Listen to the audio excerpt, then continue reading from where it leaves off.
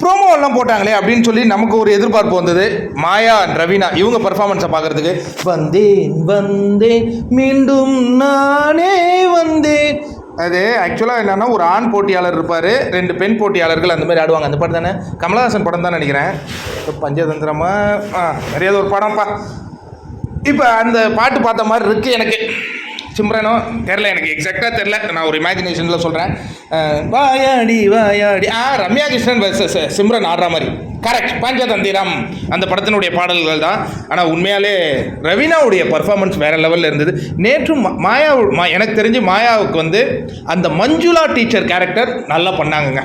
அதில் வர நடனம் அது அவங்களுக்கு நல்லாவே செட் ஆகுது. சில விஷயங்கள் தனக்குன்னு செட் ஆகும் இல்லையா, அது அவங்களுக்கு அந்த மாதிரி செட் ஆகுது. பட் ஐஸ்வர்யா ராய் வேஷம் போட்டு அந்த மாதிரி பண்ண அவங்களால முடியல. அதனால் இது தப்பு சொல்ல முடியாது. பட் அந்த முடிதலை பூர்ணிமா தனக்கு வாக்களிக்கணும்னு அவங்களுக்கு ஒரு கோபம் வருது.